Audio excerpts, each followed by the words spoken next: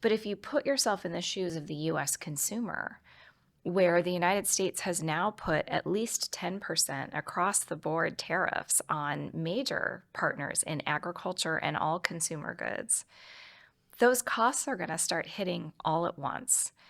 And, it's particularly worrying to me on things like nutritious food, Hmm. like citrus, like blueberries, that we cannot in the United States provide out of season, but that every consumer in the United States should be eating more of.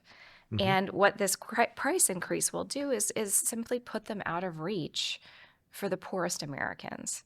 And, tariffs are taxes, and they eventually will be paid by US consumers.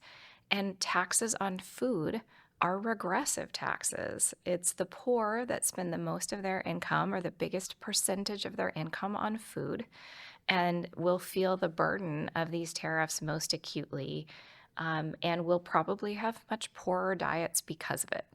So, I certainly feel for producers who are have been serving that U.S. market, and frankly, in this case, providing something that the U.S. market could not provide is Hmm. not substitutable.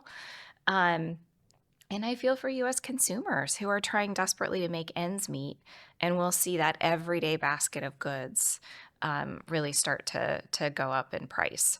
But a big message of this administration, the Trump administration's campaign, and they continue to say it, is that these tariffs are somehow being paid by foreign governments, Mm. and not by citrus growers and consumers on the other end. And it's just not accurate. It's, business people and everyday shoppers trying to do the best they can to provide, a healthy diet. So I think, would you please break down what you told us about the tariffs yesterday of that rule that President Trump is enforcing as a emergency, things Mhm. like that, and